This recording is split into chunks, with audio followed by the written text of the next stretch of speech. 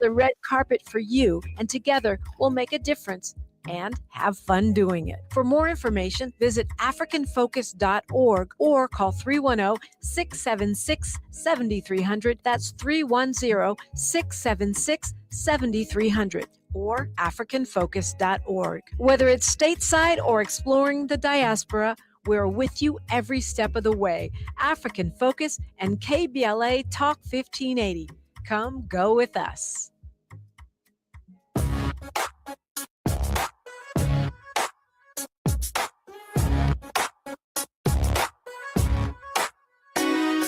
The Jesse Jackson Jr. Show. Oh, oh, oh, oh, the Jesse Jackson Jr. Show. Oh, oh, oh, the Jesse Jackson Jr. Show. Oh, oh, oh, the Jesse Jackson Jr. Show. Oh. Come on and talk with me. Come on and listen to me. Come on and talk with me. Come on and listen to me. KBLA Talk 1580. Download the app.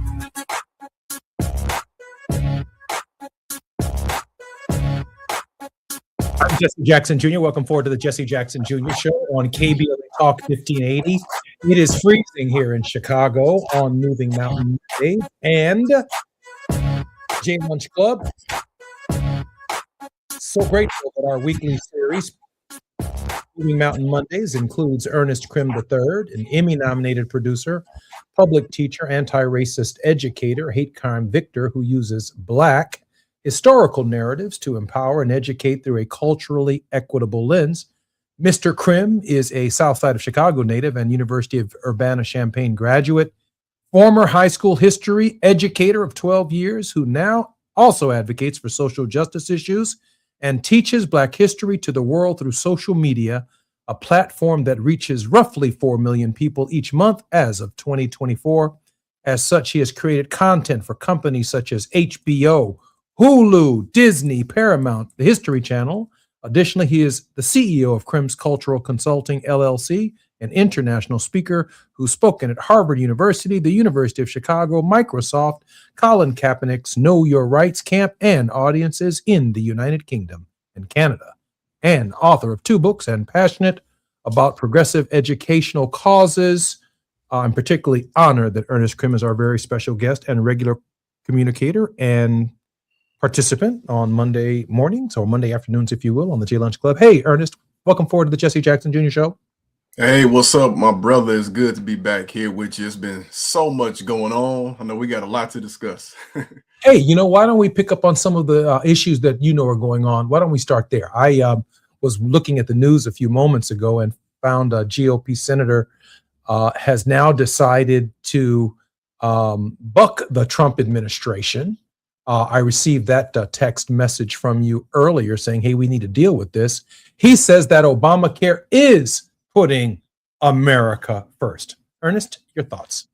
It's unbelievable because it's unbelievable because the first thing that pops up in my mind, because I was reading an article this morning about this was actually a white guy right outside of Nashville, and he was talking about how he had to essentially get rid of his health care because the premiums went up, and he and his wife lost a job in December. So they were kind of struggling and just essentially hoping that they didn't get sick and wouldn't need it because they couldn't afford the extra $70 a month now. I'm not sure how they voted. I don't think that's important right now to the conversation, but we do know that Tennessee, of course, is a red state. But as I was reflecting on that, I couldn't help but think about a student I once had maybe 10, 11 some odd years ago, and I talk about this in my book. And this was a white kid from a surrounding town that was very conservative. He was the minority in the school in his racial group and as well as his political ideology. And this kid was 16 years old, and he absolutely hated Obama and everything he stood for. He hated Obamacare. And as a good teacher, I would often engage him in conversations to try to really pinpoint, I knew why he felt that way, right? But I wanted him to be able to provide proof. And he never could. So when I think about where we are now in this country, I'm reflecting on, I wonder where this young man is. And him being in a, lower middle class environment, I'm assuming he may, is 1% of the population probably doesn't have to deal with this as a concern. And I'm thinking he's just like every other American, and we need health care. We need something that's affordable, not the Obamacare Act, the Affordable Care Act. And I think we're at a point now where so many people are being humbled to realize that this is actually what we should have been supporting the whole time. But the actions of 10 years ago, my point in bringing this up has led to where we are right now, at a point where now we have some GOP senators and congressmen saying, hey, you know what? We actually do need this. And we just have to hope that it's not too late. The article in Politico says this GOP senator says reviving Obamacare subsidies would be putting America first. If the Senate is going to strike a deal to revive a signature Democratic policy, it will be in part because of an unlikely broker, a freshman Republican from the party's MAGA wing. Senator Bernie Moreno of Ohio is on paper an odd fit in the core of about a dozen senators in talks to extend Obamacare credits that lapsed on January 1st. Most are well-known bipartisan deal makers, such as Republican Susan Collins and Democrat Jeanne Shaheen. Moreno, on the other hand, joined the Senate a year ago. And as President Donald Trump anointed loyalist who had just defeated longtime Democratic Senator Sherrod Brown with hardline attacks focused mainly on immigration, but he has a key asset, a close relationship with Trump, who will need to bless or at least tacitly accept any agreement to smooth its passage through Congress. I think the political reality, Brother Krim, of it's an election year, people are calling their members of Congress's office, their senators' offices, their premiums are exploding through the roof. And, well, many of these Republican senators and congressmen are going to have to come to Jesus. Yeah, and we have to hope that they stay there, metaphorically stay in the church, and we have to hope that if they don't, then people don't elect them again. With him being this bold, he might not be a returning senator. He might, this 6 years might be it for him.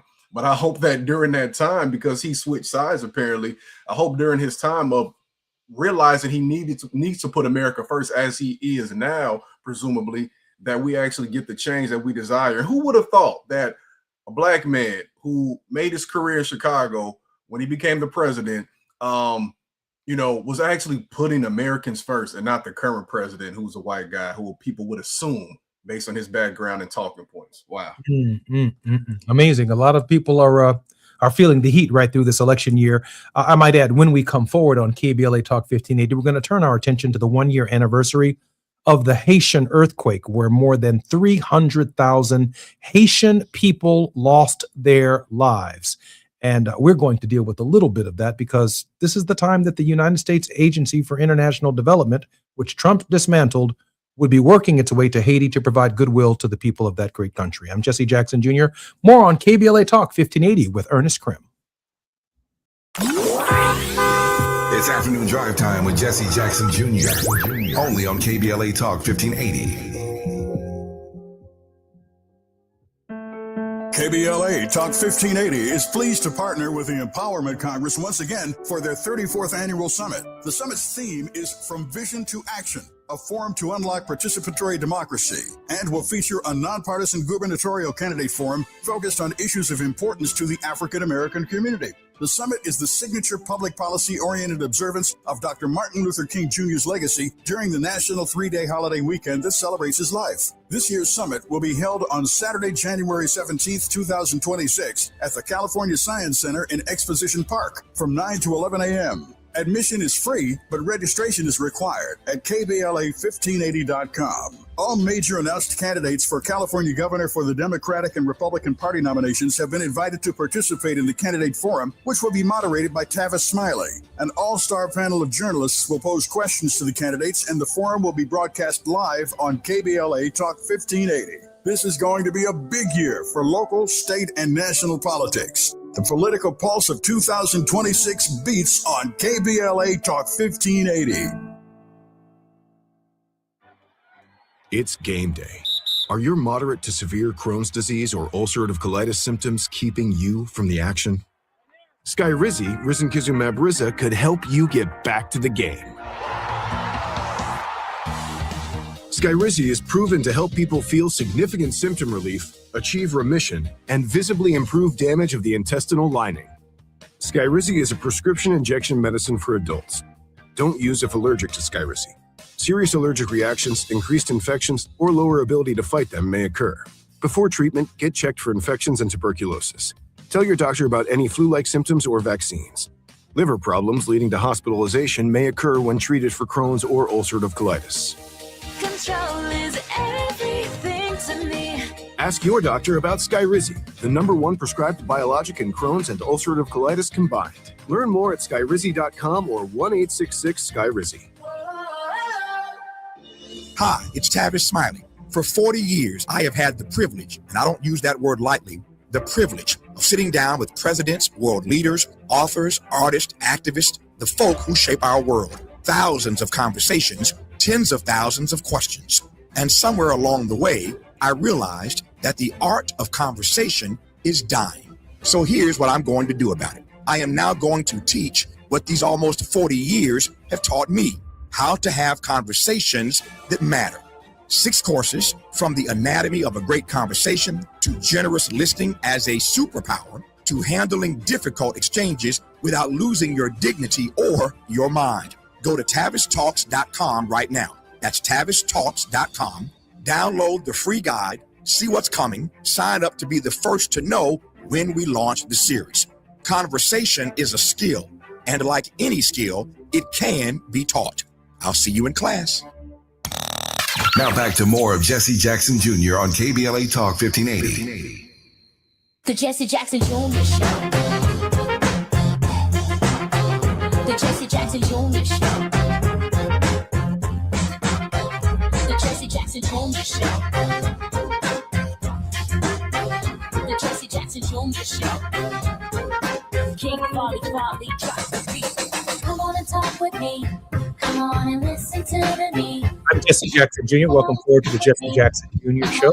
J Lunch Club with Professor Ernest Krim, our very special contributor on Mondays in the classroom with Mr. Ernest Krim. Ernest, welcome forward to the show. Hey, what's up, brother? Thanks again for having me. Always a pleasure, brother. Listen, 16 years ago today, Haiti suffered one of the most devastating earthquakes in the history of our hemisphere, and it killed nearly 300,000 people. Haiti is still recovering from that quake. Mr. Krim? You know, when I hear about this, it's hard to believe it's been that long. I recall actually being in my first year of teaching, actually on the south side of Chicago. And I found out about this. And I think a lot of the question that a lot of my students had, of course, during that time was, well, why, for what, not about the earthquake, but why was there so much poverty there? And I was upset that I did not learn about the historical context of why Haiti was so impoverished and why they are still fighting to this day to repair their country. Many folks might not know. For one, they're also celebrating their Independence Day this month, which I think is very coincidental. And also, too, when they gained independence after defeating France and becoming an independent state, defeating a global superpower and eradicating slavery from their country, they were punished for that. Mm-hmm. They were placed in debt, not just by France, but various other European colonial powers, including America, who refused to acknowledge that they were, in fact, independent. They didn't want that news to get to America because they knew that it would inspire other Black folks to do something similar. So we have to always remember Haiti within that historical context, because Haiti and what they did there also had an impact on what we would do 50, 60 some odd years later. They impacted the entire world of African people in the diaspora and that small island on the Western hemisphere of that island. When I reflect now, I think, again, within that context, that Haiti cannot be repaired until these colonial powers repair them, provide them with reparations the way that they are deserving.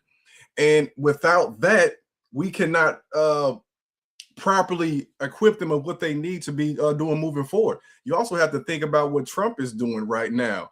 To me, it's a blatant attack, not just on the island of the people who are there currently, but the people who are here presently, ending the TPS, temporary protection status, of all the Haitians who are here. And again, we have to remember, when we talk about what ICE is doing, when we talk about immigrants, I know we are a small percentage of those folks, but there are Black folks in the diaspora, including not just the continent of Africa, but in Haiti, folks who have come here for a better life and who have been contributing to this economy of ours, who are being targeted by this president as well. So to me, it's all connected. The way we are treating Haitians who have come here for protection is the same way that we continue to mistreat Haitians on the island right now. You know, I find your point to be brilliant. The point that movements, for example, Haitian liberation, impacted other movements around the world for liberation. Just as our civil rights movement, Nelson Mandela, when he emerged from prison in South Africa, said that he was inspired in his 27-year prison ordeal to fight for democracy within South Africa, and that white Afrikaners could exist as a minority under a constitution, just like minorities have existed under the United States Constitution. But to the point that no matter how small the country is, or even how small the liberation movement is, the idea of freedom and liberation actually extends and inspires other groups within other countries around the world. And Haiti is one of those shining examples. Yeah, movements are magnetic. And when we come across information like that, you know, that's why knowledge is so powerful. When we talk about history, we're not talking about these old books. We're talking about stories that we can connect to. So if you were to come across this information, let's say if you were privileged enough to be able to read in the 1800s as a Black person on this landmass, then you would then compare that to your situation and say, well, what can we then do, right?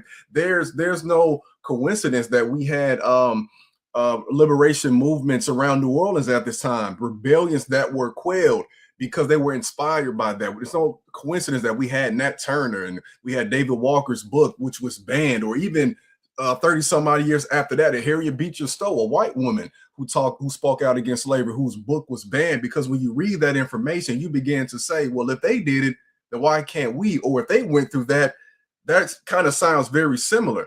And look, these lines from history are not a straight line. We're all over the place with this, but we cannot disconnect the fact that not only did they deal with that earthquake, but they are still struggling to repair with what happened with them being placed in debt for gaining freedom. That is the most ludicrous thing when you truly think about it. That's the equivalent of, and we know what our ancestors had to deal with here with the debt slavery we were placed in, the tenant farming and sharecropping. I mean, that's bad enough, but imagine being forced to pay as a group of people in this country after the Civil War, billions of dollars to your government.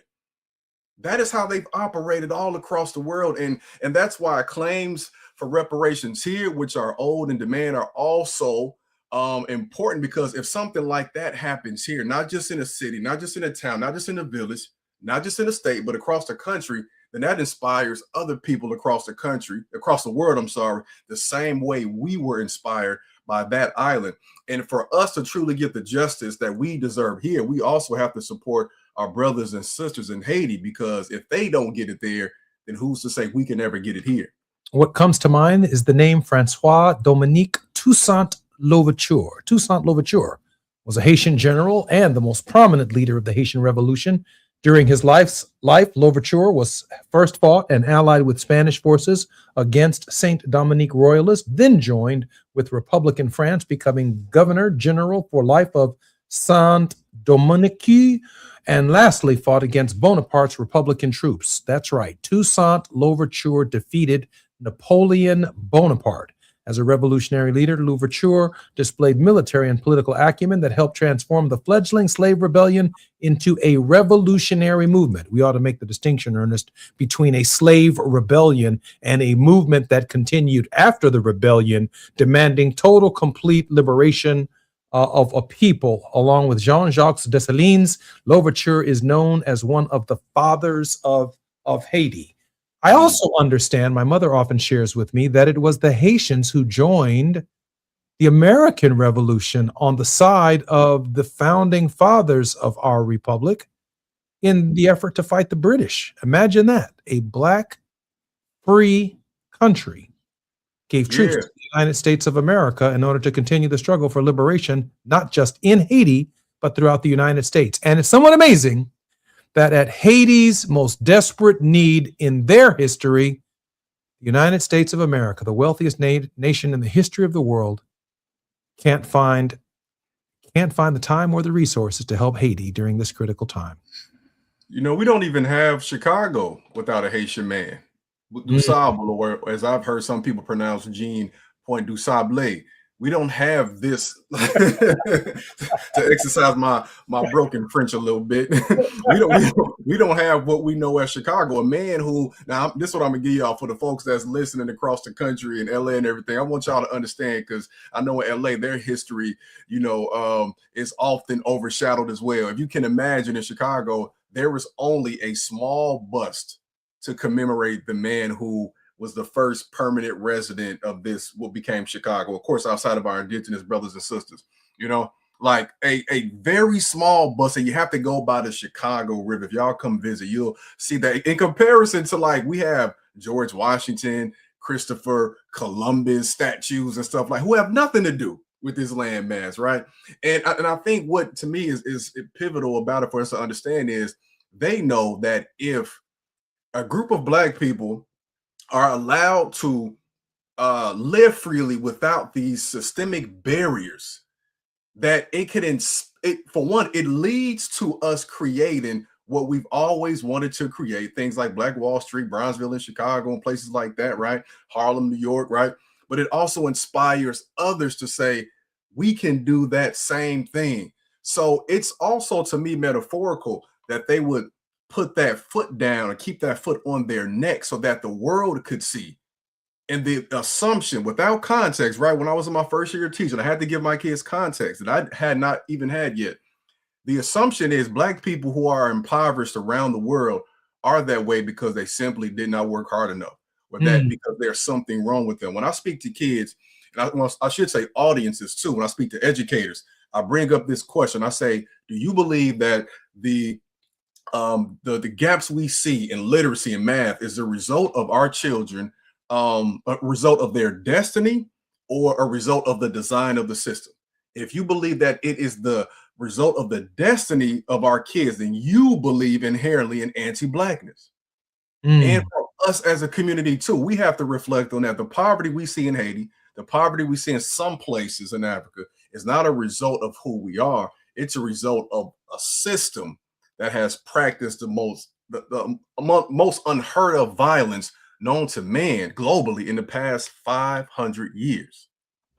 You know, I find it interesting because when you look at the chronology, the role that the Haitian Revolution plays, and it's a slave rebellion and then a revolutionary period, inspires the American Revolution, but the Haitian Revolution also inspires Fidel Castro and Che Guevara, which led to the Cuban Revolution and obviously the Cuban Missile Crisis, which also led to revolutionary movements in Venezuela, in Mexico, in Panama, in other parts of South America, largely inspired by the slave rebellion and then revolutionary movements to determine self-determination and to determine their own fate in South America. And I know we only have a couple of minutes before we come forward, but I think it's kind of fascinating, speaking of Venezuela, that Donald Trump and the oil companies are in a dispute right now over the kind of crude that comes out of Venezuela. Now, this crude is not like the kind that we see on the Beverly Hillbillies, where Jed took a shotgun and blew a hole in his trying to shoot a rabbit, and some bubbling crude came out. Venezuelan crude is thicker than Murray's grease. Some of you all who still use Murray's hair grease know exactly how thick it is, and it requires additional refinement. First of all, you got to get it out of the earth, which isn't just like bubbling crude that comes up through a drill and a pipe and then is loaded on a tanker or into a refinery and then onto a tanker. This stuff is so thick, it's like asphalt. And so all the oil companies are now saying, you know what, we appreciate what you've done, Mr. Trump, which they shouldn't appreciate, trying to steal these people's oil. It turns out to be so thick and so costly to refine that the oil companies are saying that we don't want it. How about that, Mr. Krim? I think it's very symbolic. It's very profound because I think it begs the question: all of that for what? and I think that's the question we have to ask about this whole thing. You did all of this for what? You gonna suffer too? You know, it's like the same government that they took Maduro from is still running the country of Venezuela. Ideologically, it's the same party, it's the same underlings of Maduro still running the country because they have a revolutionary spirit that is against being occupied or colonialized by any foreign power. And they got that from the Haitians and the Jamaicans and the Cubans and others who insisted upon the liberation and freedom of their people. They got that spirit in the latter half of the 20th century from the freedom movement here in the United States, just as Mandela got the same freedom movement and spirit from the United States during his 27-year period of incarceration. For the Krim? Movements are magnetic, and that entire Latin American hemisphere is still bubbling. You know, like our people, oppressed people, cannot be stopped for long. You know, you cannot remove somebody and think that is not going to impact the way they view your country. It's an attempt to show strength, but it's really an obvious display of weakness. I'm Jesse Jackson Jr., listening to the Jesse Jackson Jr. Show on KBLA Talk 1580. You're listening to the J Lunch Club, Moving Mountain Mondays, our first hour, Mr. Krim's Classroom. More when we come forward on KBLA Talk 1580. It's afternoon drive time with Jesse Jackson Jr. Only on KBLA Talk 1580.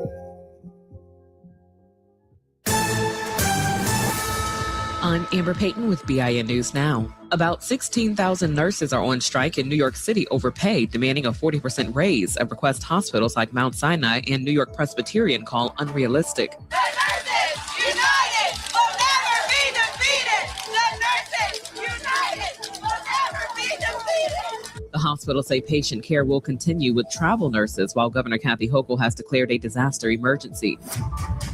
Muhammad Ali is being honored with his own U.S. postal stamp this week. The USPS will hold a first day of issue event Thursday in his hometown of Louisville, Kentucky. The stamp features a black and white photo of Ali in his iconic boxing pose, and it's available for pre-order now. And Sean Diddy Combs reportedly sold his private jet just before being sentenced to 50 months in prison on prostitution charges. Silver Air says the sale happened in October 2025. Diddy's attorneys have not commented. Get BIN News Now on demand 24/7 on the iHeartRadio app. For victims of drunk and drug driving, our grief is unique. But you are not alone. You always have a place at MAD. Call our 24-hour victim helpline at 877-MAD-HELP or visit mad.org. This is the KBLA Sports Minute with Ray Richardson. Keep your radar up on probable changes coming with the Chargers, especially on offense. The Chargers have lost 3 straight first-round games in the playoffs. The Chargers' last playoff win was in the 2018 season at Baltimore. In 2 playoff games with head coach Jim Harbaugh, the Chargers have scored a combined 15 points, just 3 field goals and 1 touchdown. Offensive coordinator Greg Roman should get a head start on updating his resume. The Rams are 3.5-point favorites over the Chicago Bears. Rams quarterback Matthew Stafford is dealing with a sprained finger on his throwing hand. He said he's going to play Sunday in Chicago. Top 5 women's college basketball teams in this week's top 25 rankings: UConn, South Carolina, 15-1 UCLA, Texas, and Vanderbilt. UCLA moved up a spot from 4th to 3rd. USC, which has lost 3 straight, dropped out of the top 25. No debates, no speculation, just the info you need. That's your KBLA Sports Minute. I'm Ray Richardson. More news, opinions, and conversation when we come forward on KBLA Talk 1580.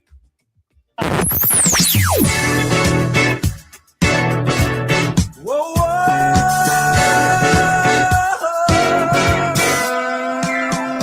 This is KBLA Talk 1580.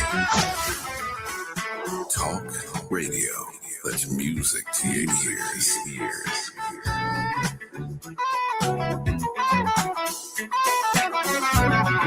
We're unapologetically progressive. KBLA Talk 1580. My name is Tyrone Owens, and this is my home for 23 years that burned in the fire. Me and my wife, Charlene, we had this whole yard decorated every year. This was the house that sparkled throughout the entire neighborhood on all the holidays. It's a community that will never be the same due to the negligence of the utility company. So I am pretty upset about that. We were nowhere near being able to rebuild with our insurance. It's going to cost $1 million to put your house back up. I want to get back to that point where we were before the fire. I'm starting to get emotional, but I'll work through it. LA Fire Justice has been wonderful for us. They're just caring people. We have all faith in them. Big ups to LA Fire Justice, who's given us hope to rebuild 100%. Advertisement: Douglas Foster, 221 East Walnut Street, Suite 100, Pasadena, California, 91101 is the attorney responsible for this ad. LA Fire Justice is proud to sponsor Conversation Live, Altadena Rising with James Farr on KBLA Talk 1580. It all comes down to this, folks. Yep, the entire season is on the line. But my throat has officially thrown in the towel. Sounds like you need Vicks VapoCool drops. They're max strength and vaporize sore throat pain. Whoa! These VapoCool drops hit fast. Speaking of fast, did you just see that play? Yeah, he vaporized that ball. That pun should have come with a penalty. Vaporize sore throat pain with Vicks VapoCool drops. Use as directed. Oh, could this vintage store be any cuter? Right? And the best part, they accept Discover. Accept Discover? In a little place like this? I don't think so, Jennifer. Oh, yeah, huh? Discover's accepted where I like to shop. Come on, baby, get with the times. Right. So we shouldn't get the parachute pants? These are making a comeback. I think. Discover is accepted at 99% of places that take credit cards nationwide. Based on the February 2025 Nielsen report. Looking for something new? Try fencing, the Olympic and Paralympic sport that mixes speed, strategy, and fun. It's like chess meets cardio. Quick feet, quick decisions, and a satisfying beat when you score a point. Kids, teens, and adults can start anytime. No experience needed, and many clubs have loaner gear. Coaches teach fundamentals and safety from day one. Find a beginner class near you at usafencing.org/tryfencing. That's usafencing.org/tryfencing. Picture this, you're on a date and then bad breath happens. Confidence gone. Here's the truth. Most gums and mints are just bad breath Band-Aids, but not Zellman's Minty Mouth. The functional breath freshener you swallow. Tiny dual action capsules with mint on the outside, parsley seed oil inside, clinically tested to fight the toughest offenders, even garlic and onions. It's only available online. Go to Zellmans.com, Zelmins, Zellmans.com, code FRESH for 15% off. You're listening to Jesse Jackson Jr. on KBLA Talk 1580. The Jesse Jackson Jr. Show. The Jesse Jackson Jr. Show. The Jesse Jackson Jr. Show. The Jesse Jackson Jr. Show. King Quality drops the beat. Come on and talk with me. Come on and listen to the me. Come on and talk with me. Come on and listen to the me. KBLA Talk 1580. Download the app. I'm Jesse Jackson Jr. Welcome forward to the classroom with Ernest Krim on Moving Mountain Mondays in the J Lunch Club. Ernest, welcome forward to Mr. Krim's classroom. Hey, what's up, brother? Thanks again for having me. Her name, Ernest, is Lisa Donnell Cook, born in 1964, an American economist who was sworn in as a member of the Federal Reserve Board of Governors in 2022. She is the first Black woman to sit on the board. Before her appointment to the Federal Reserve Board, she was elected in January of 2022 to the Board of Directors of the Federal Reserve Bank of Chicago. Donald Trump has done everything in his power to get rid of her, but the breaking news in the country is that because he cannot control Federal Reserve Board Chairman Jerome Powell, the president and the Department of Justice has now authorized, I believe there is a sitting grand jury, to look into the construction of the Federal Reserve building, and their target is now the Federal Reserve Chairman Jerome Powell. I'm convinced that America will never be the same again, that all of the cultural norms, all of the legal norms have been broken. Ernest, the consequences of the President of the United States being able to dictate interest rates for the United States and world financial systems is nothing short of extraordinary. Yeah, I think that first thing we should extract from this is, for one, you have to understand that coming from any of our circumstances, whether we are Black Americans historically or folks who have come in from a different country, we have had to overcome insurmountable odds to get to that point. So she is exceptional, but she would be shown as if she was simply a DEI hire, which we know that is incorrect and fallacious. The second thing I get from that too is we have to remember and understand that those who operate under this mindset and belief of white supremacy, we know that is an ideology, a belief is not something you're born with. They would be willing to sacrifice. And we're seeing this in real time, so this shouldn't be a surprise, but I want us to really see this and understand that what's happening is they would be willing to sacrifice the country, the republic, so that we couldn't all have equitable access to the things that we need and desire and should have in this country. The Federal Reserve controls our interest rates.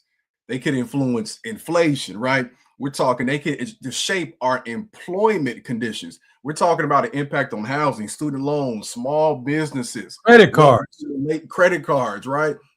How we acquire wealth as a whole. As long as he's good, which again, that's really a misnomer. That in the long run, he won't be. But as long as he appears to be good financially, he could care less about the rest of us. And again, now that we're talking about going back to what we first discussed with some of the GOP coming on board and saying, yo, we need to actually keep this healthcare. We have to all be wondering, is it too little too late? because the vast majority of people who will be impacted numerically will be white folks. And we know a majority of them voted for this right here. We know he shouldn't be allowed to do that, but he doesn't care. He's going to find, he acts first and validates it later. And he's going to find someone in a position of power that's completely fine with it. Unfortunately, most often the Supreme Court. I find it fascinating also in terms of breaking the historical norms that just last week, before the government issued an official labor report that, of course, impacts the stock market, consumer confidence, how people feel about the economy, he tweeted the numbers on his personal account before the government released the numbers, which, of course, on Fat Meat Fridays, Gina Towns suggested this is some kind of insider trading scheme. And Bishop Tolton, who has an MBA from Vassar College, Bishop Tolton was really clear. Follow the money. Look at the members of Congress, members of the Senate, and members of the administration who made trades either before or after the president's announcement, before the official statistics were released by the government. Ernest, your thoughts on having powerful and important friends in high places? You know, it amazes me. You know, somebody, while we were on break, I was watching a video on TikTok and somebody said, this educator was like, you know how disturbing it is that the news cycle has mostly moved on to what happened to Maduro. And it's not like there isn't a justifiable reason why, because there's just so much happening. But like, you know, 20, 30 years ago, we would have sat with something for an entire week. I say that to say it is unbelievable the amount and the degree to which they keep us on this hamster wheel with so much information. It does all matter, but by the time you pay attention to something like this, they're on to the next thing, and having that access to power makes it that much more pivotal to us. And when I see these tweets or whatever it is, I think it's on the Truth Social app or whatever, I think what also is disturbing to me is the fact that I understand and know, especially if you know how like politicians operate and stuff, they don't most often even manage their social media accounts. This stuff goes through filters. There are people who like, he might say he wants to post it. It's not a good idea. And the team still does it. Or sometimes, which is even more alarming, it's probably their idea too. To go along with something like this. And in that case, it really is an inside job. They're all colluding to aggregate what they presume to be power. But again, just, you know, I'm reminded oftentimes when I see things like, you know, the climate issues in LA, or how in Chicago on a random January it's 60 degrees. Like, the climate don't lie. Like, it's that type of stuff. That's my metaphor for like, this stuff is going to impact us all. And it's only so much you can do to avoid it. While the news cycle has moved on from the capture of Maduro, it has not moved on in Chicago from the Bears versus the Packers. Rightfully so. This is going to be a long cycle, my brother. Ernest, your thoughts. I know that we have just about 1 minute, 2 minutes before we come forward. Are you sensing any shifting in terms of voter enthusiasm for the midterm elections? I am. I'm sensing a shift, but here's again what worries me. Just like I said about the news cycle, it could last for a day. It could last for a couple months, right? We need to, like, in some ways, we need to keep track of all of the stories that are triggering Americans to come to their senses, right? And not because we want to trigger people, but because we know, okay, this is what has resonated with folks that has already been impacting us, but now on a high degree. And we need to say, once it's election season, we have to go revisit them. There, as an educator, what I hate too is understanding that, because I would often, we prepare for final exams, I got to go back. If the final exam is December, I might have to go back to October. Kids forgot it, but that's still important to what you understand in December. So by the time it's election season, October, November, we got to go back to what's happening right now and say, don't forget this happened. Don't forget this happened. we got to. I don't want to keep talking to people in Democrat, Republican, liberal, conservative. I know we do that naturally, but we're talking, look, humanity, people, everybody. This is what's happening to you in this moment. He don't discriminate against who he discriminates against. And poor white folks, y'all are feeling it more than anybody because of your numbers. Will you wake up finally? We have not much time before we come forward, but I do want to comment on this. And I find it interesting. Maybe we'll talk about it in the next segment. That Bill Gates has now said that he has set a time limit on when the United States and the world will enter into a new dark age. The definition of what Bill Gates means by a dark age could certainly take us back to the dark ages on the prehistory before the United States. Very, very difficult times and periods for the idea of civilization. But I think it's a cautionary tale. More when we come forward on KBLA Talk 1580. My very special guest and regular contributor, Mr. Ernest Krim, Mr. Krim's Classroom, on Wealthy Wednesdays on the Jesse Jackson Jr. Show. You're listening to the J Lunch Club. More on KBLA Talk 1580 when we come forward.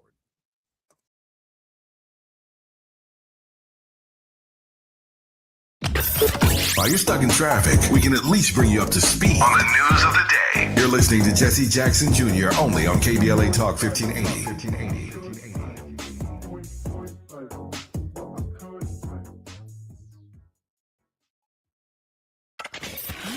We've got a lot to talk about.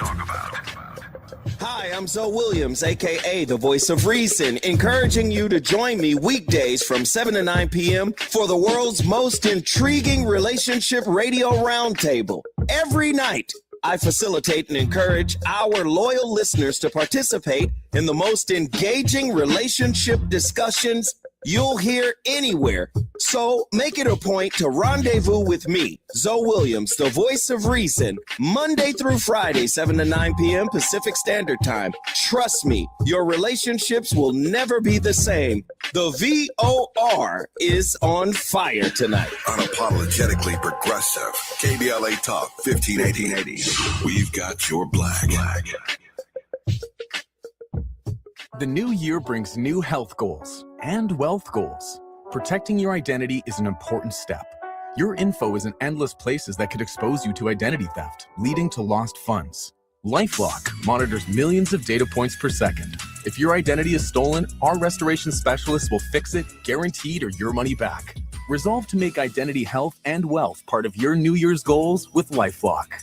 Save up to 40% your first year with promo code NEWS. Visit lifelock.com. Terms apply. It all comes down to this, folks. Yep, the entire season is on the line. But my throat has officially thrown in the towel. Sounds like you need Vicks VapoCool drops. Their max strength and vaporize sore throat pain. Whoa! These VapoCool drops hit fast. Speaking of fast, did you just see that play? Yeah, he vaporized that ball. That pun should have come with a penalty. Vaporize sore throat pain with Vicks VapoCool drops. Use as directed. KBLA Talk 1580. We've got a lot to talk about.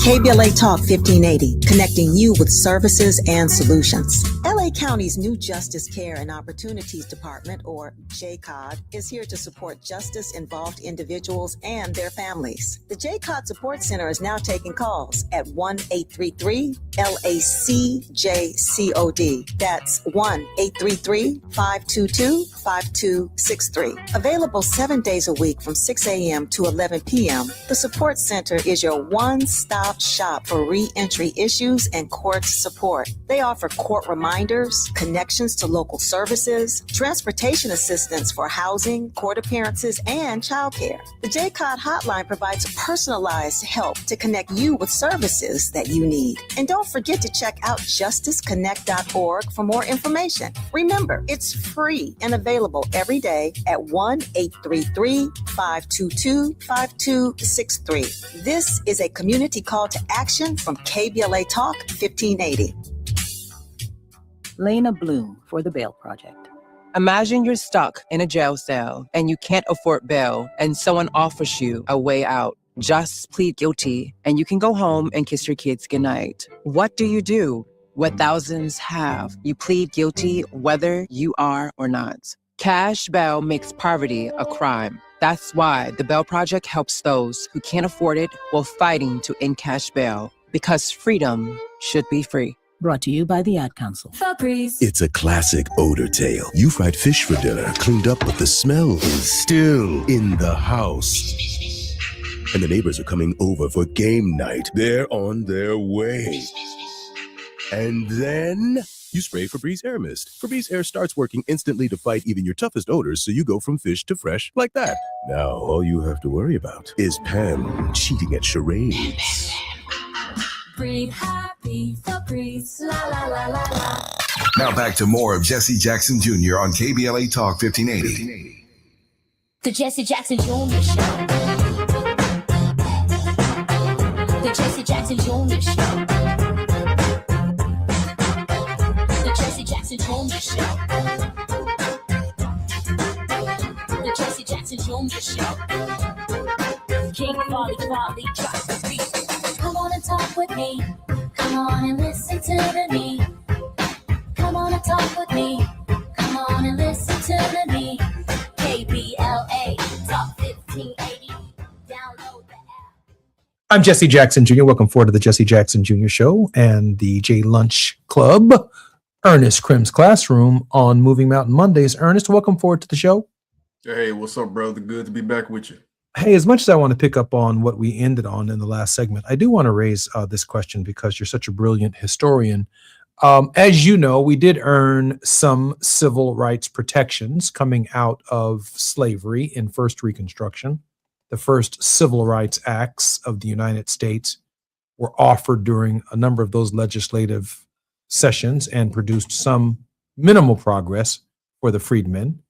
And then from Brown versus the Board of Education to the present, we've issued and offered many, many civil rights acts, the 1964 Civil Rights Act being chief amongst them. But the Americans with Disabilities Act is a civil rights act. Protections for the LGBTQ community are Civil Rights Act. Extending protections for women is a form of civil rights.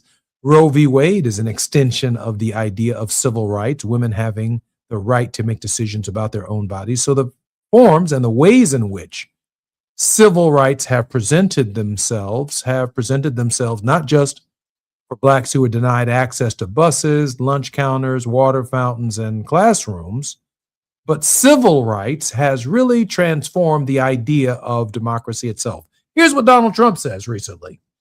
Trump says civil rights led to white people being treated very badly. Ernest, help us with this.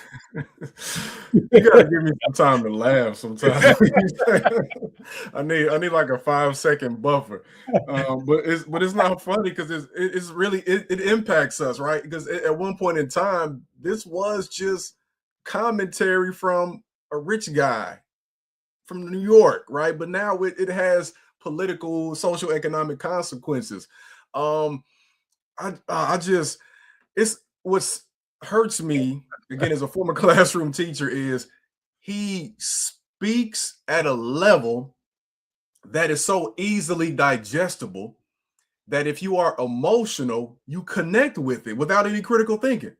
Because if you are a white person who has never been exposed to the Black community, you went to your like little segregated school in the middle of Kentucky somewhere, or maybe in West Virginia, and Appalachian area, and you think that we're the problem, and you hear that, you're like, yeah, that's not fair because no. And I know I'm not saying white folks haven't dealt with poverty. We know the class issues in this country. But what he's alluding to with that is white people deserve to have racial privileges. And when I say privileges, I mean economic benefits as a result of violence, systemic violence, physical violence, psychological violence. These are, I don't even know if we can call them dog whistles anymore, man. I don't know what these are like. This is over the intercom for everybody to hear. It's no longer a dog whistle. It's a referee whistle. Mm-hmm. And if you don't, again, so I said this recently when I was talking to a group of kids. After revolts happened, particularly in 1739 with the Stonewall Rebellion, they would ban a variety of things. Black folks couldn't meet in person together without permission, and but I also wanted to pinpoint the fact that they would ban firearms, yeah, but they would also again ban knowledge, right? And think about that being on the same level. To most people, they would assume, oh well, no, like that weapon is more valuable. But why would they repeatedly in every generation, not just back then, not just 1739, but 2026, still seek to ban that same thing? Not just for us Black folks, but for everybody else. So you don't have historical context to call out that foolishness. The fact that white folks have had all of these social benefits forever is the reason why a mediocre white guy like him could become the leader of this country and put us in a dangerous position like this. You're preaching now, brother. Hey, let me throw this out at you. There has been no history since the inception of the United States that white men or white people have been discriminated against. There is no history that their civil rights have ever been violated. There's just no history of that. And I find it particularly puzzling that the President of the United States is now, and the Department of Justice is willing to bring lawsuits, civil lawsuits, for white men who can claim that they've been discriminated against by these laws. And that, my friends, really, really does turn the idea of the American experiment on its head. Ernest, before we get to your word of hope, share with our listeners a little bit about your books and share with us how we can stay in touch with you on your various social media handles. Definitely. So my most recent book is How Black History Can Save Your Life. It is essentially the second edition of Black History Saved My Life.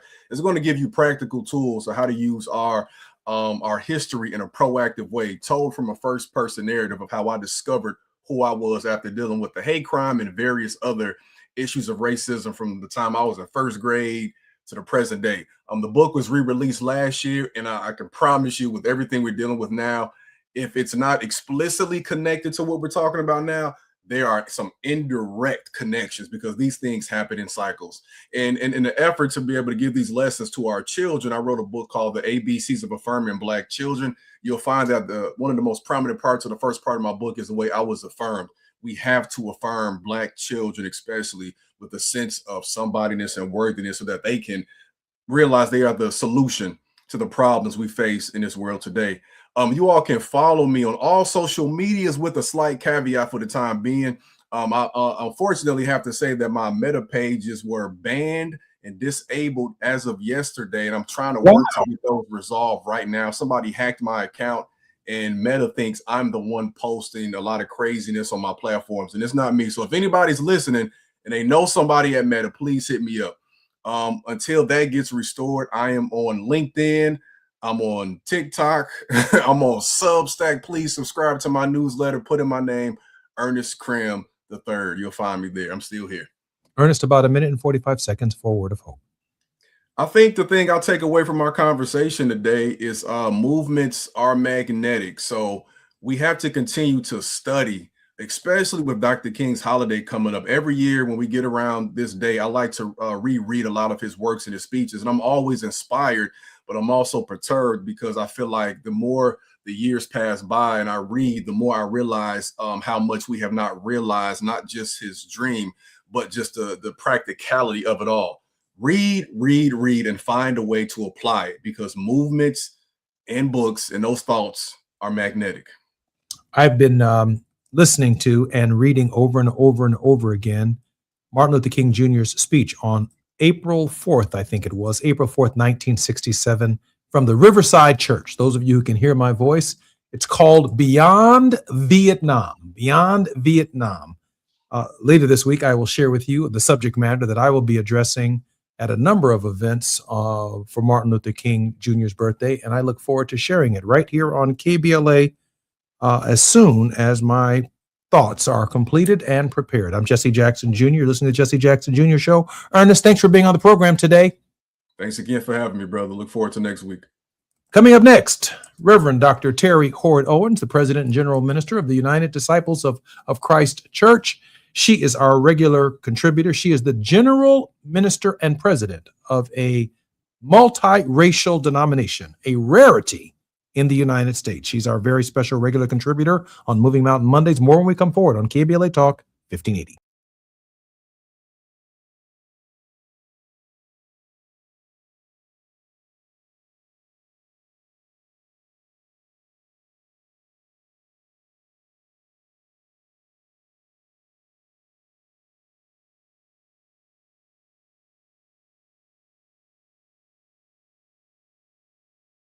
KBLA 1580 Santa Monica.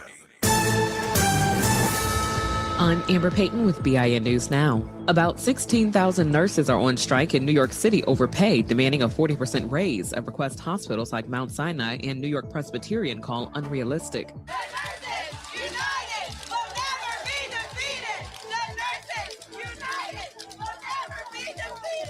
The hospitals say patient care will continue with travel nurses, while Governor Kathy Hochul has declared a disaster emergency. Muhammad Ali is being honored with his own U.S. postal stamp this week. The USPS will hold a first day of issue event Thursday in his hometown of Louisville, Kentucky. The stamp features a black and white photo of Ali in his iconic boxing pose, and it's available for pre-order now. And Sean Diddy Combs reportedly sold his private jet just before being sentenced to 50 months in prison on prostitution charges. Silver Air says the sale happened in October 2025. Diddy's attorneys have not commented. Get BIN News Now on demand 24/7 on the iHeartRadio app. For victims of drunk and drug driving, our grief is unique. But you are not alone. You always have a place at MAD.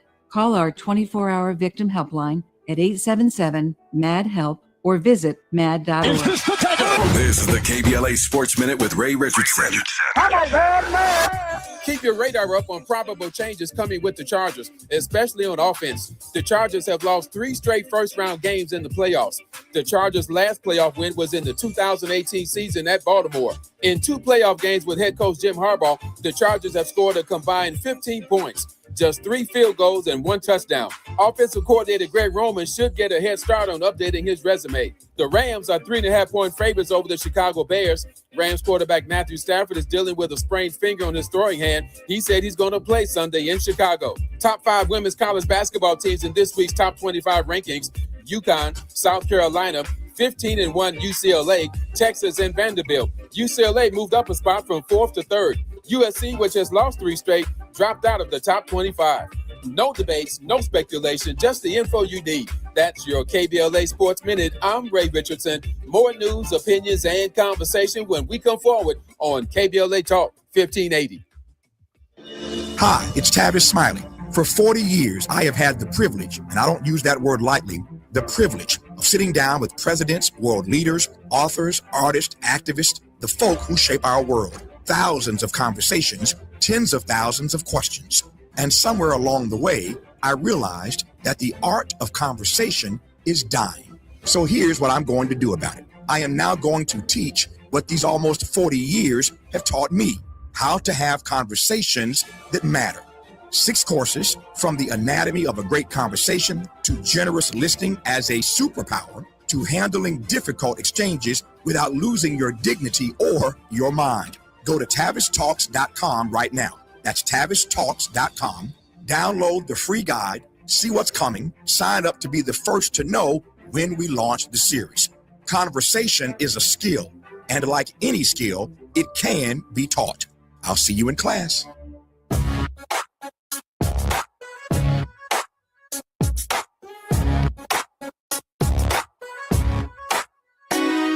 The Jesse Jackson Jr. Show. Oh, oh, oh, oh, the Jesse Jackson Jr. Show. Oh, oh, oh, the Jesse Jackson Jr. Show. Oh, oh, oh, the Jesse Jackson Jr. Show. Oh, oh, oh, come on and talk with me. Come on and listen to me. Come on and talk with me. Come on and listen to me. KBLA. Talk 1580, download the app.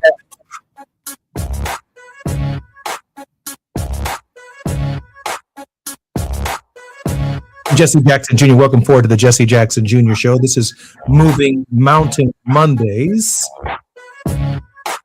with none other than Reverend Terry Hord Owens, General Minister and President of the Christian Church Disciples of Christ in the United States and Canada, an author and advocate for the church living out its calling. She is the first person of color and second woman to lead the denomination. Since her election in 2017, Reverend Howard Owens' ministry actively reflects the disciples' priority of being an anti-racist church, being a movement for wholeness, welcoming all to the Lord's table as God has welcomed us. In keeping with the disciples' historic commitment to Christian unity, she serves in leadership at the National Council of Churches as the treasurer of the governing board and a member of the World Council of Churches Central Committee. Madam President, welcome forward to the Jesse Jackson Jr. Show and to your show, The Faith Not the Fall, on Moving Mountain Mondays.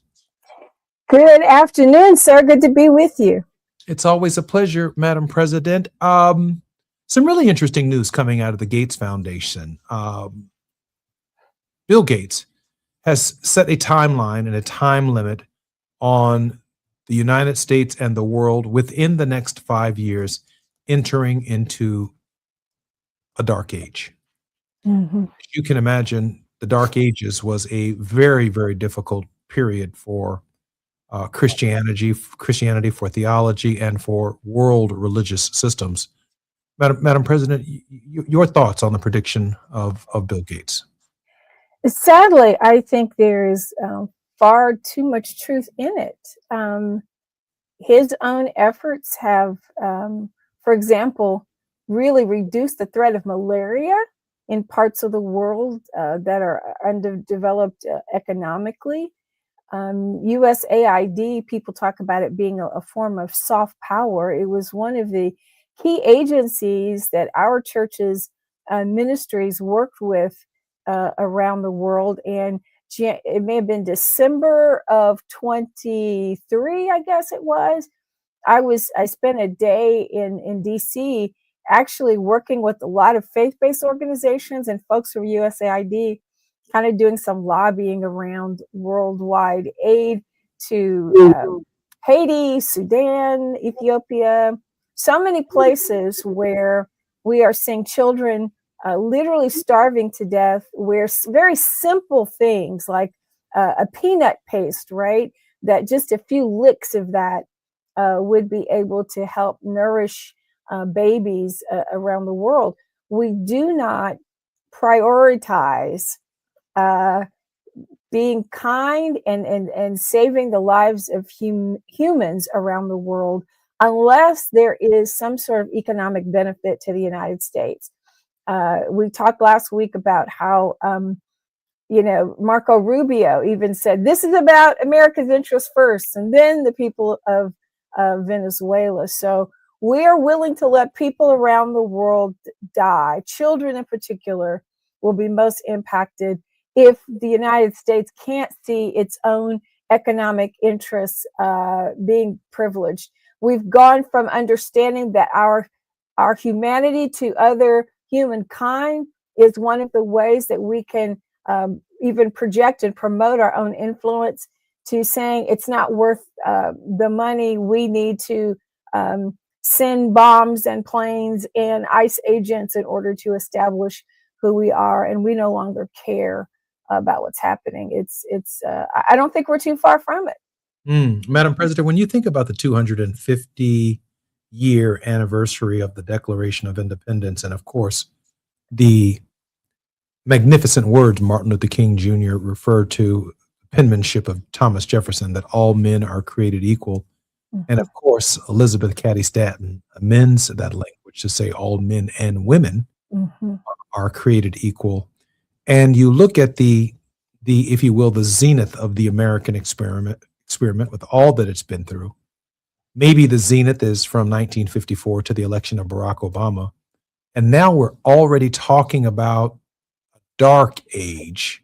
I'm wondering in this moment, is a dark age avoidable, or is it, from your perspective, inevitable?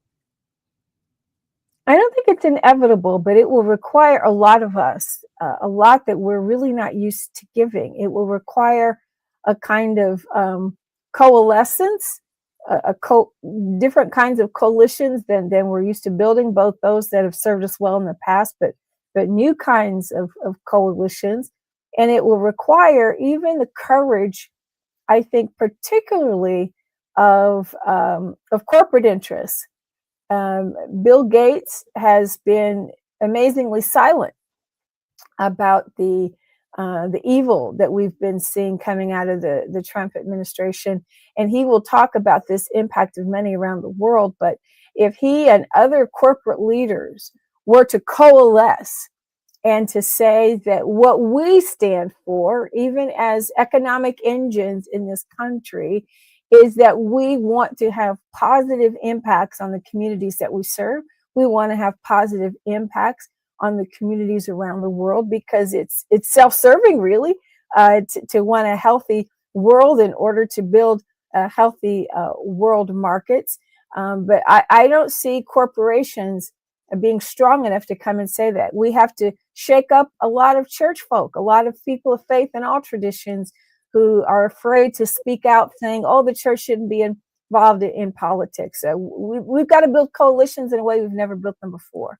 I'm Jesse Jackson Jr. This is Moving Mountain Mondays and the Faith Not to Fall with Reverend Terry Hord Owens. More coming forward on KBLA Talk 1580 with the President and General Minister of the Christian Church, the Disciples of Christ in the United States and Canada. More when we come forward on KBLA Talk 1580.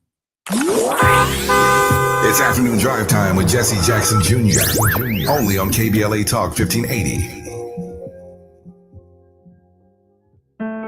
KBLA Talk 1580 is pleased to partner with the Empowerment Congress once again for their 34th annual summit. The summit's theme is From Vision to Action, a forum to unlock participatory democracy, and will feature a nonpartisan gubernatorial candidate forum focused on issues of importance to the African American community. The summit is the signature public policy-oriented observance of Dr. Martin Luther King Jr.'s legacy during the national 3-day holiday weekend that celebrates his life. This year's summit will be held on Saturday, January 17th, 2026 at the California Science Center in Exposition Park from 9 to 11 a.m. Admission is free, but registration is required at KBLA1580.com. All major announced candidates for California governor for the Democratic and Republican Party nominations have been invited to participate in the candidate forum, which will be moderated by Tavis Smiley. An all-star panel of journalists will pose questions to the candidates, and the forum will be broadcast live on KBLA Talk 1580. This is going to be a big year for local, state, and national politics. The political pulse of 2026 beats on KBLA Talk 1580.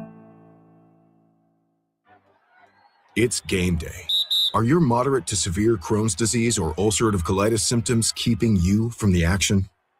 Skyrizi, risankizumab Riza, could help you get back to the game. Skyrizi is proven to help people feel significant symptom relief, achieve remission, and visibly improve damage of the intestinal lining. Skyrizi is a prescription injection medicine for adults. Don't use if allergic to Skyrizi. Serious allergic reactions, increased infections, or lower ability to fight them may occur. Before treatment, get checked for infections and tuberculosis. Tell your doctor about any flu-like symptoms or vaccines. Liver problems leading to hospitalization may occur when treated for Crohn's or ulcerative colitis. Control is everything to me. Ask your doctor about Skyrizi, the #1 prescribed biologic in Crohn's and ulcerative colitis combined. Learn more at skyrizi.com or 1-866-SKYRIZI. Looking for something new? Try fencing, the Olympic and Paralympic sport that mixes speed, strategy, and fun. It's like chess meets cardio. Quick feet, quick decisions, and a satisfying beat when you score a point. Kids, teens, and adults can start anytime. No experience needed, and many clubs have loaner gear. Coaches teach fundamentals and safety from day one. Find a beginner class near you at usafencing.org/tryfencing. That's usafencing.org/tryfencing. Picture this, you're on a date and then bad breath happens. Confidence gone. Here's the truth. Most gums and mints are just bad breath Band-Aids, but not Zellman's Minty Mouth. The functional breath freshener you swallow. Tiny dual action capsules with mint on the outside, parsley seed oil inside, clinically tested to fight the toughest offenders, even garlic and onions. It's only available online. Go to Zellmans.com, Zelmins, Zellmans.com, code FRESH for 15% off. Now back to more of Jesse Jackson Jr. on KBLA Talk 1580. The Jesse Jackson Jr. Show. Jackson Jr. Show. The Jesse Jackson Jr. Show. The Jesse Jackson Jr. Show. King Folly, drop the beat. Come on and talk with me. Come on and listen to me. Come on and talk with me. Come on and listen to me. KBLA Talk 1580. Download the app. I'm Jesse Jackson Jr. Welcome back to the Jesse Jackson Jr. Show on KBLA Talk 1580. Madam President, Reverend Terry Hoard Owens, the President and General Minister of the Disciples of Christ Church here in the United States and in Canada, is our very special contributing host during this period. Madam President, welcome forward to the show. Well, thank you. It's always good to be here. Madam President, I don't think there's a person with a bigger heart in the philanthropic community than Bill Gates. He just gave his wife an additional $8 billion to her private philanthropic foundation, in large measure because he is particularly proud and excited about the resources that she has been providing to historically Black colleges and universities, and making Mrs. Gates's foundation one of the premier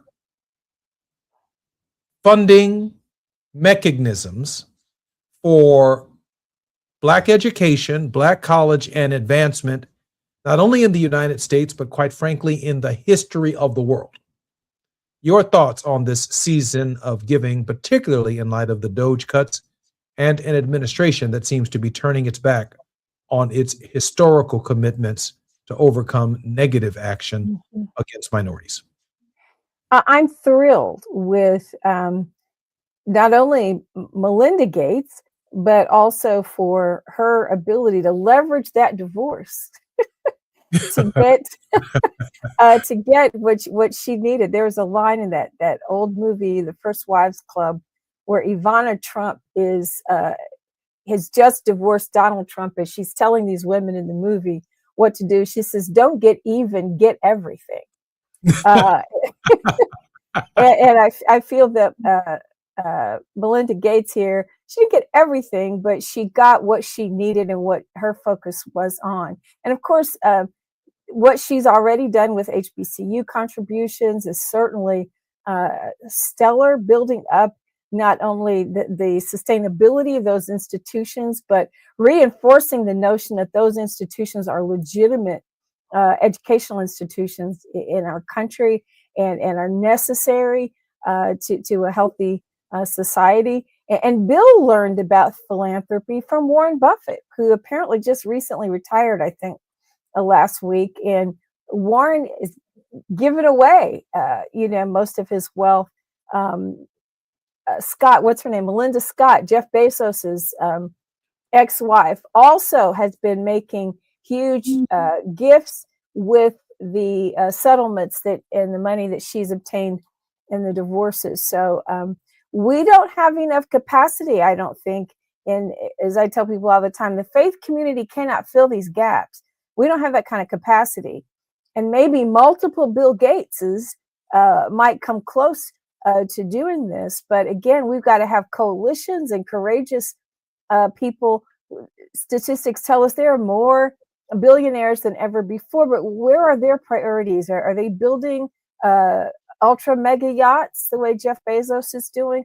Or what are they doing with their money? How are they focusing their bounty for the good of others, which really serves us all? We've lost that sense of my pastor in Indianapolis used to say, Lord, make me rich so I can bless somebody.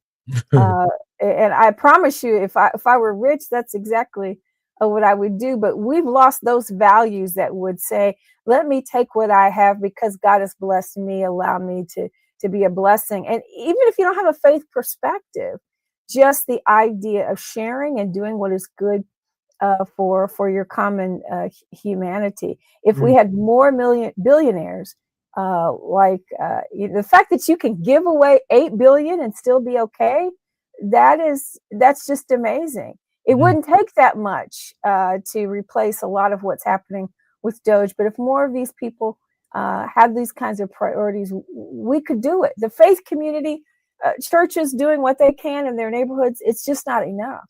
You know, in the civil religion of the United States, I see paying taxes as a form of tithing. Mm-hmm.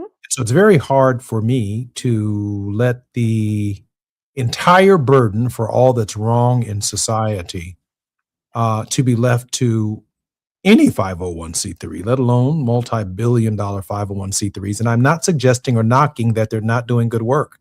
If Melinda Gates called me tomorrow, I'd set up a black college. Yes, I'd be very grateful. And you could do that well, sir. You could do that well. Or point her in the direction of some that need to be funded. But to my point, when I pay my taxes, you know, I expect the government to feed hungry people with it. Correct. I mean, you know, Warnock says that a vote is a kind of prayer that we cast for the world that we want to build. But that's the way I see taxes.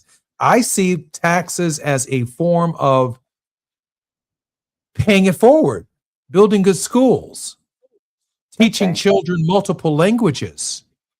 My contribution to civilization are the taxes that I pay.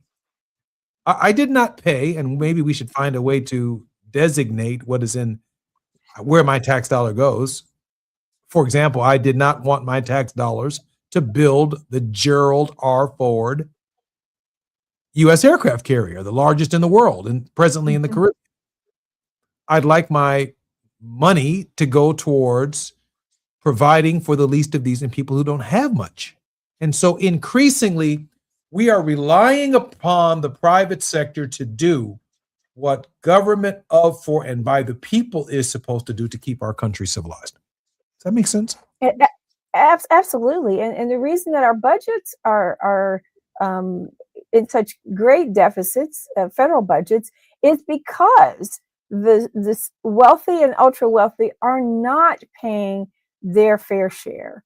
We have enough in this country, as you say all the time, the wealthiest country in the history of the world. If everyone pays their share, their proportionate share, we have enough so that people can earn jobs that allow them to provide for their families, that allow them to live in housing that's safe and clean and comfortable, warm in the winter, cold in the summer, to send children to public schools that don't vary in terms of resources based on your zip code.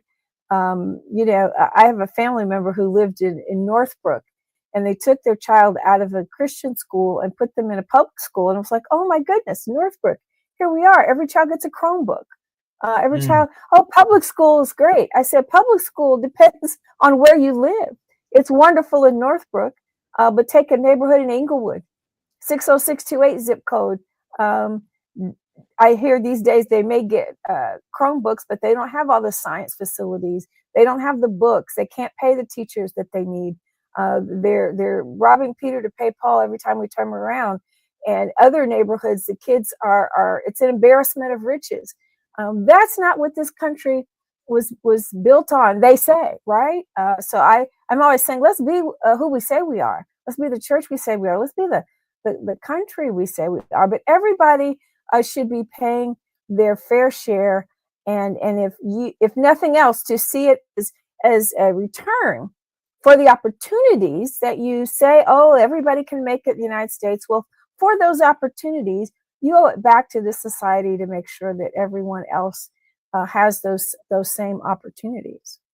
Madam President, speaking of opportunities, just a few months ago, or a little less than a month ago, we saw 8 Democrats essentially bolt the Democratic Party to end the government shutdown, to the dismay of the resistance movement in the United States to ensure that the Affordable Care Act would not be sidelined. An interesting coalition of Democrats and Republicans came together to pass the Affordable Care Act in the House of Representatives with a 3-year extension this past week. And now we have GOP senators reviving Obamacare subsidies and calling it putting America first. Ernest Krim in the last hour said, what a difference a day makes. Madam President, your thought on the new movement amongst Republicans and where you think the heat is coming from. I think the heat is coming from their constituents. Long ago, when people were lobbying and advocating against, I call it the horrible, awful bill, not the big, beautiful bill, the horrible, awful bill. Statistics tell us that by the numbers, first of all, there are more people on Medicaid than there are Black people. It's the percentage of Black people on Medicaid that draws the attention. But there are more people in red states who are being hurt by the removal of these subsidies and this ridiculous exponential increase in healthcare premiums.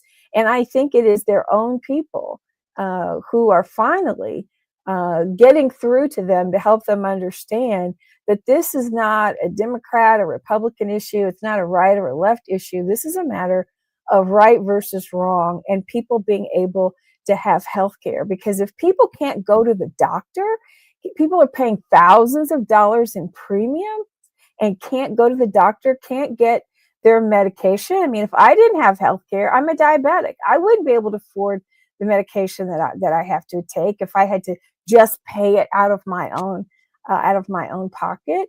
Insulin, some forms of insulin cost $1,000 a month without. And as much as people talk about Ozempic for weight loss, that drug was initially approved for diabetics, and you couldn't get it because people who could pay the $1,000 for weight loss were getting it. But we've really got to listen, and the people have to start speaking up. And I think that's what's happened with some of these GOP senators who are finally hearing and paying attention. I heard Ernest say in the first hour, it is the Affordable Care Act. They called it Obamacare in order to try to denigrate it, but it's the Affordable Care Act.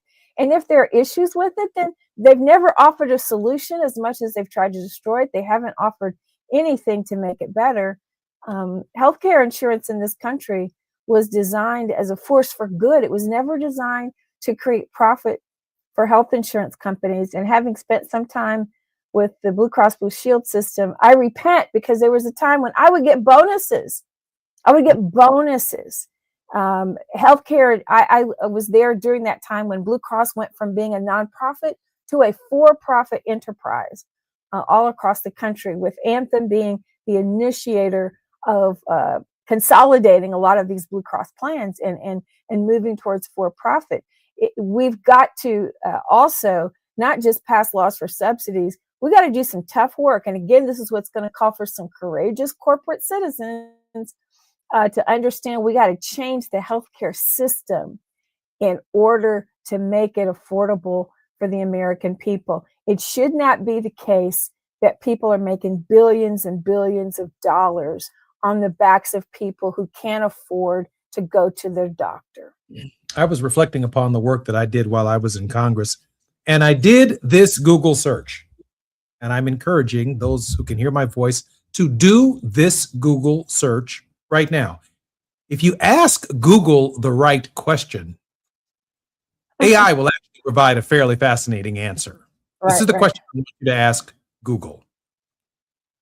What is the difference between Jesse Jackson Jr.'s constitutional right for health care of equal high quality for all Americans and the Affordable Care Act and the single-payer healthcare system? What is the difference between Jesse Jackson Jr.'s constitutional amendment guaranteeing every American the right to health care of equal high quality and the Affordable Care Act and the single-payer healthcare system? When you hear the answer, you're going to be baffled by what Democrats and Republicans have ultimately been doing by calling both of these things rights when in fact they are not. The answer will be, I think, nothing less than astounding for those of you who have time to just Google search that. I'm Jesse Jackson Jr. You're listening to the Jesse Jackson Jr. Show. We are moving this mountain on Monday, the Faith Mount to Fall, with Reverend Dr. Terry Hoard Owens, the President and General Minister of the Disciples of Christ Church. More on KBLA Talk 1580 when we come forward with Terry Hoard Owens.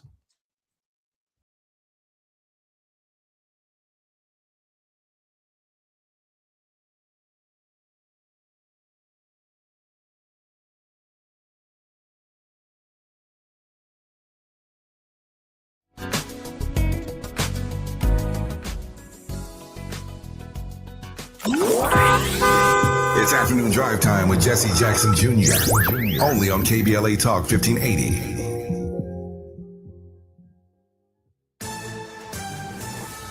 I'm Amber Payton with BIN News Now. Minneapolis Mayor Jacob Frey says there's a deep mistrust of federal agencies following last week's deadly ICE shooting. There is deep mistrust because so many of the things that we are hearing are not true. Speaking on NBC's Meet the Press, Frey called for state agencies to join the investigation as protests continue over the death of 37-year-old Renee Good, and local leaders dispute the federal version of events. President Trump is criticizing the Civil Rights Act of 1964, saying it led to white people, quote, being very badly treated, end quote, and caused reverse discrimination. He pointed to the Supreme Court's 2023 affirmative action ruling to defend his stance. And Tiana Taylor made history at the 83rd Annual Golden Globe Awards, winning Best Supporting Actress for one battle after another. In her speech, she shared an empowering message about self-worth and representation for women of color. Get BIN News Now on demand 24/7 on the iHeartRadio app. For victims of drunk and drug driving, our grief is unique. But you are not alone. You always have a place at MAD. Call our 24-hour victim helpline at 877-MAD-HELP or visit mad.org. This is the KBLA Sports Minute with Ray Richardson. Keep your radar up on probable changes coming with the Chargers, especially on offense. The Chargers have lost 3 straight first-round games in the playoffs. The Chargers' last playoff win was in the 2018 season at Baltimore. In 2 playoff games with head coach Jim Harbaugh, the Chargers have scored a combined 15 points, just 3 field goals and 1 touchdown. Offensive coordinator Greg Roman should get a head start on updating his resume. The Rams are 3.5-point favorites over the Chicago Bears. Rams quarterback Matthew Stafford is dealing with a sprained finger on his throwing hand. He said he's going to play Sunday in Chicago. Top 5 women's college basketball teams in this week's top 25 rankings: UConn, South Carolina, 15-1 UCLA, Texas, and Vanderbilt. UCLA moved up a spot from 4th to 3rd. USC, which has lost 3 straight, dropped out of the top 25. No debates, no speculation, just the info you need. That's your KBLA Sports Minute. I'm Ray Richardson. More news, opinions, and conversation when we come forward on KBLA Talk 1580.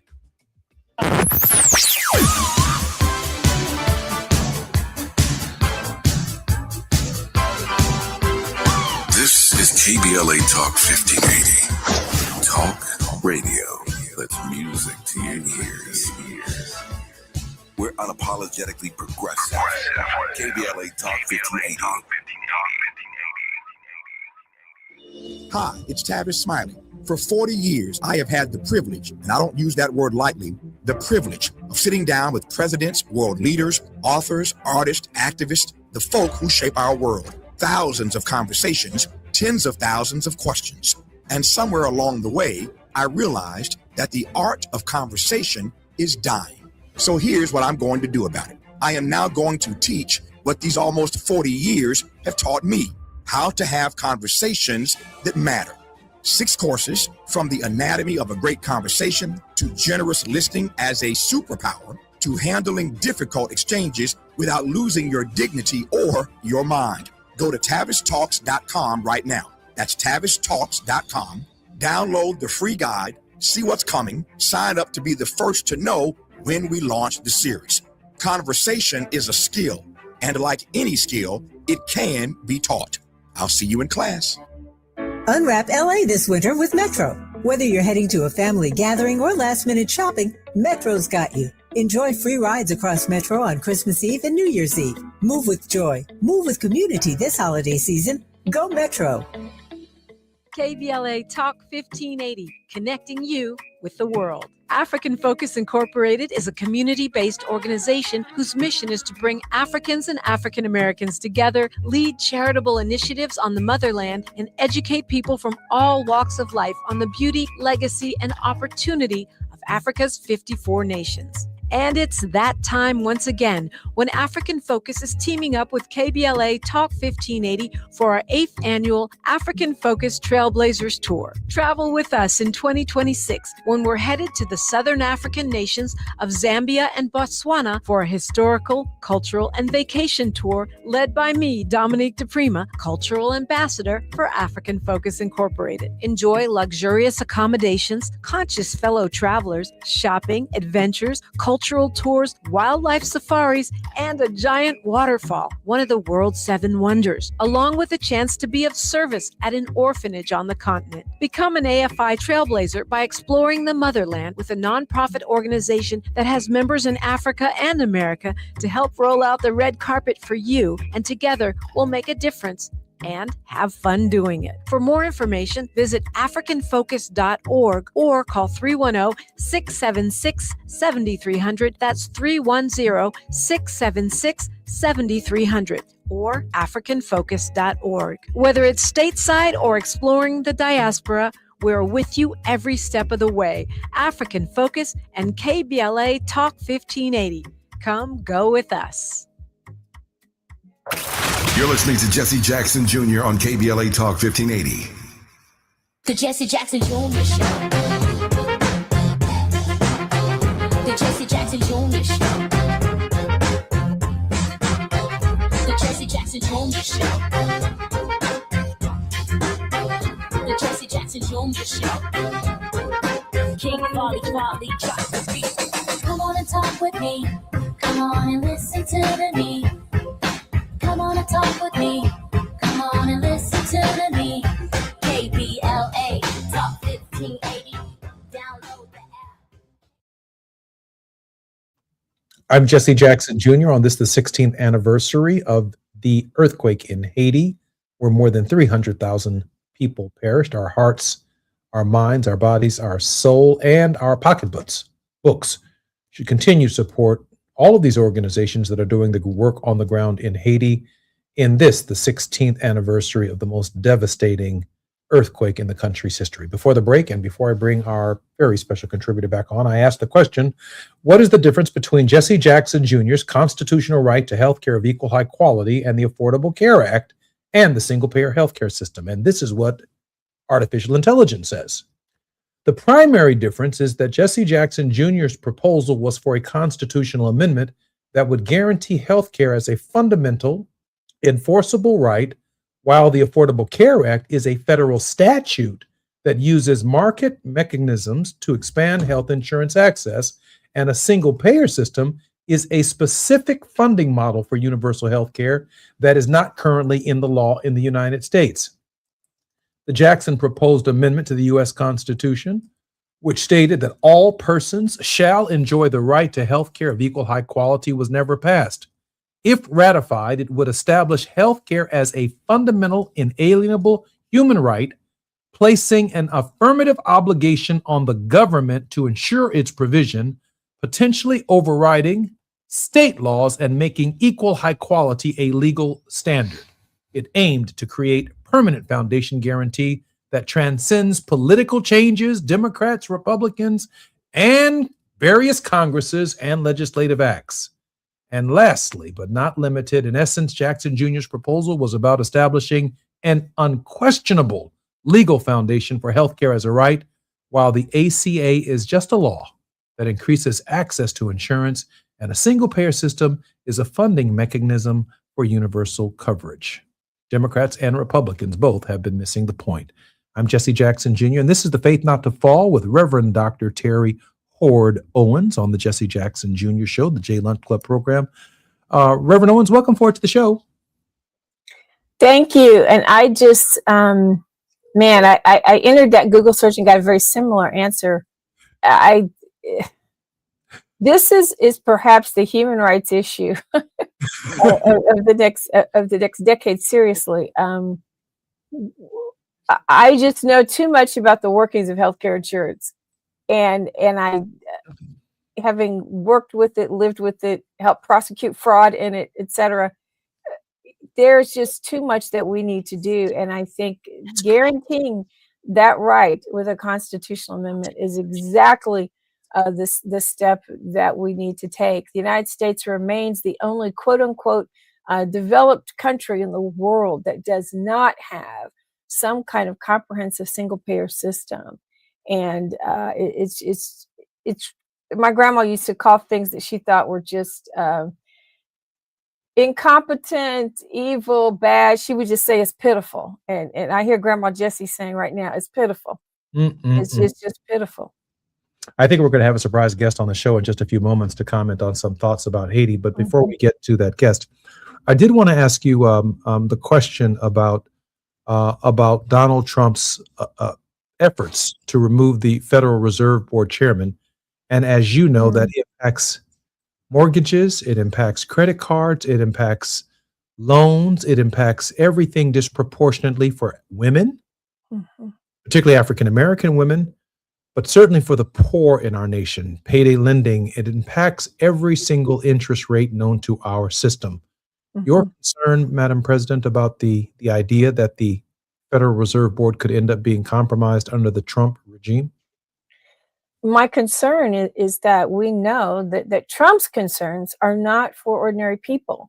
He seeks to enrich banks and other financial institutions who, as we saw with the financial crisis that Barack Obama had inherited, part of the problem was lack of accountability. I was glad to see Mr. Powell in the news today putting out a statement and a video and indicating that he doesn't intend to remain silent. The longer that corporate and economic interests are complicit, either vocally or silently, we stand in with the real possibility that our systems of accountability, which is required in a democracy, we can't have rights and liberties without balancing that with accountability to one another in the broader society. So that's my concern, and that's my fear. But I am grateful to see that Mr. Powell has come to understand that being silent is not right now the diplomatic or appropriate thing to do. Right now, if you believe in anything, if you believe in these rules and these norms in the law, the rule of law and the Constitution, you must speak up or you will be complicit with their destruction. Our very special guest during this show is now Millie Phaeton. Millie is a Jesse Jackson Jr. show, #1 contributor from Haiti on the ground. Millie, how are you? I'm doing well. How are you? Great, thank you, Millie. Millie, we have about 3 minutes before we come forward. Can you share with us how the people of Haiti are handling this 16th anniversary since the devastating earthquake? Yeah, it's always a bittersweet time. Obviously, it was definitely a devastating time for the Haitian diaspora, just everywhere across the world. Like Haitians are spread across the world, so we remember it every January 12th, especially in light of all that's still happening in Haiti today with the gang taking over Port-au-Prince. So we're fighting to get our country back to what it once was, a place where Haitians all over and really just all kind of cultures came and enjoyed our country. It's a beautiful country if you haven't been. There's still parts of Haiti that are very safe to go to. So I encourage everybody to visit places like Cape Haitian, which is the second largest city in Haiti outside of Port-au-Prince. Still very much a city that is welcoming nations and festivals happening all the time. But we're fighting to get the capital back to what it once was. Millie, you went to Haiti in 2010 during that period. Can you share with us what you saw? We have about just 2 minutes before we come forward. Yeah, just devastations. I mean, all over, almost, close to 300,000 lives lost, about 1 million people displaced. So just a devastating sight to see, especially again in a city that was so vibrant at one time. But I got to spend about 3 months there just trying to meet the needs of the people, which the biggest needs was tents and stuff at the time. And so, we continue to try to send resources because obviously it's still a lot of people that are displaced now in light of the gang activity that's been happening. We have about a minute and 30 seconds before we come forward. Madam President, do you have a question of Millie Payton? Yeah, I just want to, I guess, perhaps ask how best can organizations like mine, I lead a multiracial denomination, Disciples of Christ, and we partner with a lot of ministries there on the ground. How best can people of faith continue to support? Are there certain organizations you recommend or not recommend? Yeah, absolutely. I think one of the best organizations is Hope for Haiti. You can find them, online. And then there's another organization led by Dr. Bertrude. You can find her online too, and I can send the links to the show. Those are the two go-to that I always send people to. They've been vetted. They've been just long-standing supports and stuff on the ground in Haiti, way before the earthquake happened and stuff. So those are the two that I always send people to. Millie, I hope you'll stay with us. I'm Jesse Jackson Jr., listening to the Jesse Jackson Jr. Show on KBLA Talk 1580. We're getting a report from the ground in Haiti. I know that Millie is probably here in the United States at this point, but more on KBLA Talk 1580 when we come forward on the 16th anniversary of the earthquake in Haiti that killed nearly 300,000 people. While you're stuck in traffic, we can at least bring you up to speed on the news of the day. You're listening to Jesse Jackson Jr. only on KBLA Talk 1580.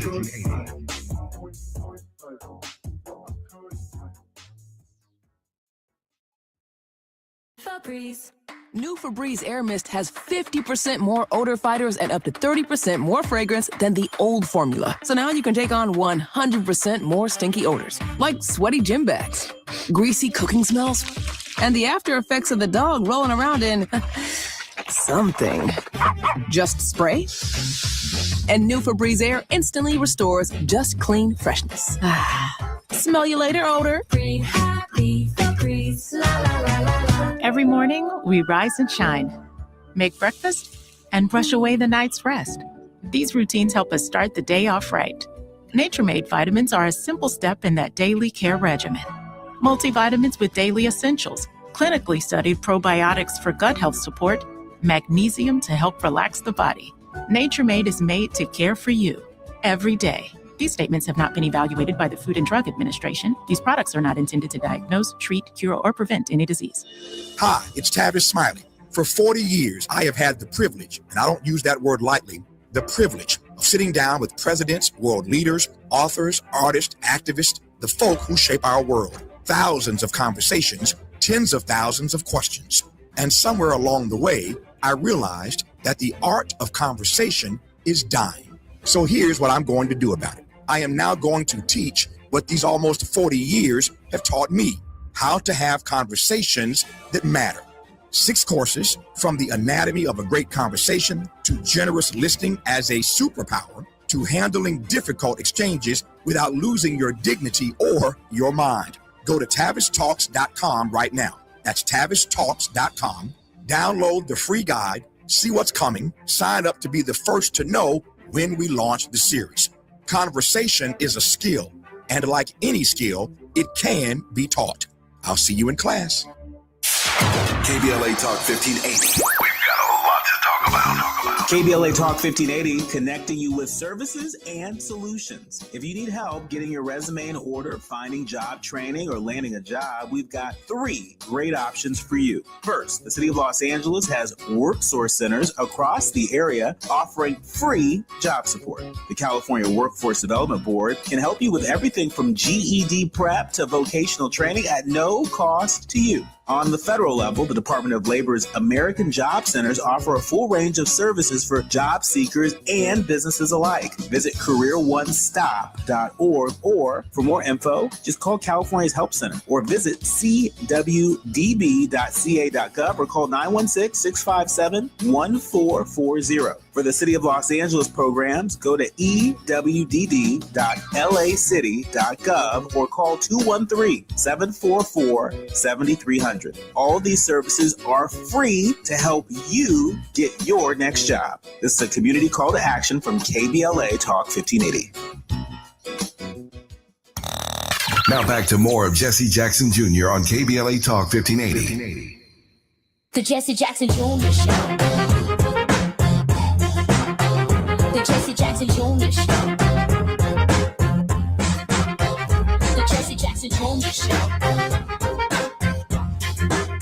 The Jesse Jackson Jr. Show. King Folly drops the beat. The Jesse Jackson Jr. Show. This is the Faith Not the Fall with Reverend Terry Howard Owens. Reverend Owens, we have Millie Faton, our Haitian contributor, just for another moment or two. Maybe you have another question you'd like to ask me. Sure. Can you educate us on what's happening with Haitians and TPS? What's been the impact of that? And are there other ways in which we can engage in advocacy to change that situation? Yeah, that TPS protection is said to be expiring in February. So, the biggest resource have been attorneys who are trained. Millie, you're breaking up just a little bit. So that's the biggest resource that we need. So, we're asking our community to, Millie, I think we have a bad connection, so I'm going to have to disconnect Millie. But I think she said that one of the biggest challenges that she has had and that they have had is with the temporary protective status. Did you want to expound upon that, Madam President? Yeah, and I think I heard her say that legal resources are one of the biggest needs. And I think organizations that have access to legal resources that can make them available. We, for example, have in our denomination an immigration attorney who is there to assist persons to at least help them triage their case. They can't handle the full legal workload, but I do encourage nonprofits who provide legal assistance in the immigration space not to forget Haitians and other populations, particularly Haitians, who that TPS status has been in place for so many years. After 15, 16 years, it's hard to imagine some folks going back, but legal support for folks to help them navigate an increasingly complex immigration system is going to be really important. And I know that organizations like ours will continue to advocate that TPS status is not removed from the Haitian population.